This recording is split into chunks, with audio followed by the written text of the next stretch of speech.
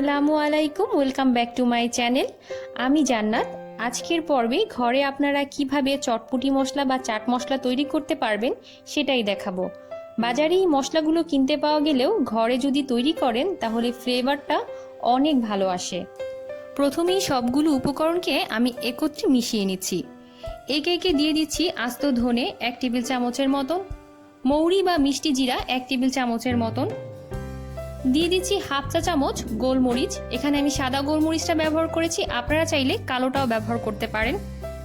Half চা চামচ গোটা রাঁধুনি ব্যবহার করছি, এটা কিন্তু কোনো ব্র্যান্ড মশলা না, এই মশলাটার নামই হচ্ছে রাঁধুনি। এখন এর সাথে অ্যাড করছি হাফ চা চামচের মতন মেথি। এই মেথি কিন্তু এতটুকুই দিতে হবে, বেশি দিলে কিন্তু তিতা লাগবে। এর ভেতরে আমি দিয়ে দিচ্ছি 7-8টা লং। এখন এর ভেতরে অ্যাড করছি আস্ত জিরে 1 টেবিল চামচের মতন, দিয়ে দিচ্ছি গোটা শুকনো মরিচ 4-5টা, 1 টেবিল চামচের মতন সরিষা দিয়ে দিলাম। এবার একটা প্যান হাই হিটে গরম করে নিয়ে এতে শুকনো মরিচগুলো দিয়ে দিলাম। এখানে কোনো তেল দেওয়া যাবে না, তেল ছাড়াই আমি মরিচগুলোকে টেলে নেব। মরিচগুলোকে 2-3 মিনিটের জন্য টেলে এবার ওই গরম প্যানটাতেই আমি আগে থেকে একত্রে রাখা সব মশলাগুলো দিয়ে দিচ্ছি। মশলাগুলো দিয়েই কিন্তু চুলাটা অফ করে দিচ্ছি। এখন ভালোভাবে মশলাগুলোকে মিশিয়ে নিচ্ছি। চুলাটা জ্বালিয়ে যদি আমি এই প্রসেসগুলো করতাম তাহলে কিন্তু মশলাগুলো চট করে পুড়ে যেত, কালো হয়ে যেত, তখন মশলাগুলো খেতে কিন্তু তিতা লাগতো। অনেকটা দেখতে পাচ্ছেন খুব সুন্দর একটা গোল্ডেন ব্রাউন কালার চলে এসেছে, আর অ্যারোমাও কিন্তু সেই রকম বের হয়েছে। এখন আমি একটা মিক্সার গ্রাইন্ডারের মাধ্যমে এটাকে আমি গুঁড়া করে নেব। একটা জিনিস খেয়াল রাখবেন, মিক্সার গ্রাইন্ডারের বাটিতে কোনোভাবেই যাতে পানি না থাকে। মিক্সার গ্রাইন্ডারের মাধ্যমে আমি এটাকে গুঁড়ো করে নিয়েছি।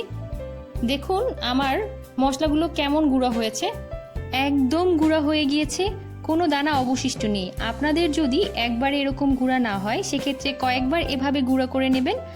আর যাদের কাছে মিক্সার গ্রাইন্ডার নেই তারা পাটা বা হামানদিস্তার সাহায্যেও গুঁড়া করতে পারেন। মোট কথা একদম গুঁড়া হতে হবে।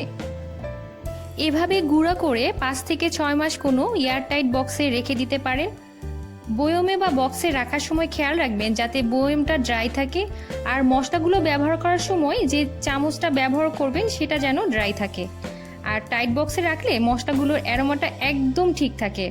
এই মশলাটা আপনারা চাট মশলা হিসেবে ব্যবহার করতে পারবেন, আর চটপটি মশলা হিসেবে যখন ব্যবহার করবেন তখন এর ভেতরে জাস্ট 1 টেবিল চামচের মতন বিট লবণ দিয়ে এভাবে মিশিয়ে নেবেন, তাহলেই পারফেক্ট চটপটি মশলা হয়ে যাবে।